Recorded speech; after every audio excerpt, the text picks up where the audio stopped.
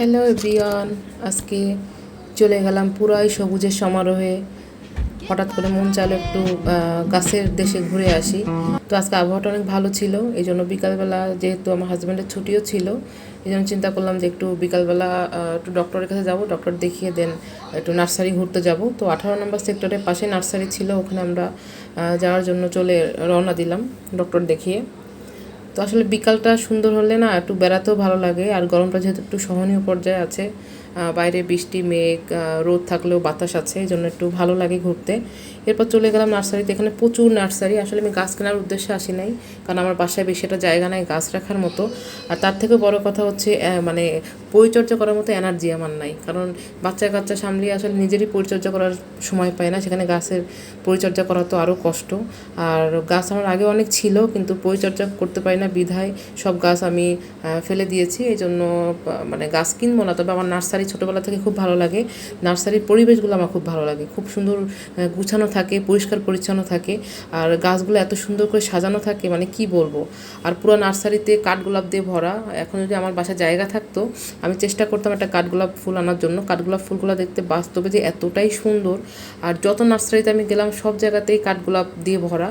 আর গাছ তো অনেক আছে, কিন্তু গাছের দাম যে এত বেশি, মানে চিন্তার বাইরে।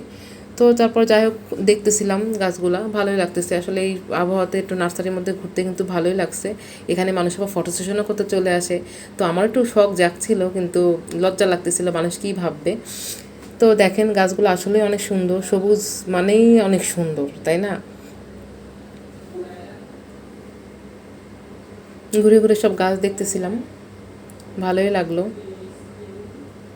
আমার মেয়ে আবার এটা হলুদ জবা দেখে বললো, আম্মু দেখো এই যে হলুদ জবা। এটা আসলে হলুদ জবা না, ওটাকে কি একটা ফুলের নাম আছে, নাম আমি আসলে গাছ সম্পর্কে আমার ধারণা খুবই কম।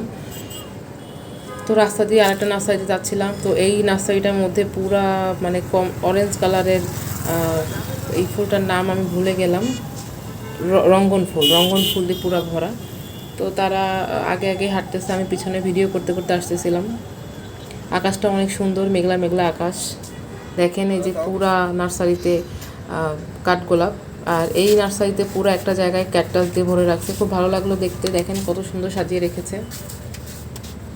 ক্যাকটাসটা নিতে পারি না, কারণ আমার ছেলে ছোট, তো বাই চান্স হাতে ফুটলে সমস্যা। তো অবশ্যই একটা গাছ কিনেই ফেললাম, এটা আমার শখ হলো একটু ঝুলিয়ে রাখবো। তো এই গাছটা কিনলাম, এই গাছটার প্রাইস নিল 150 টাকা। যে গাছ হচ্ছে বনে জঙ্গলে হয়, সেই গাছ আমি 150 টাকা দিয়ে কিনে নিলাম। এটা বনে জঙ্গলে হলেও এখানে একটা সাইজ করা আছে, দেখতে সুন্দর। এই জন্য আমার ছেলে আবার বলতেছে আমি এটা নিব, এটা নিব, আমার এটা পছন্দ।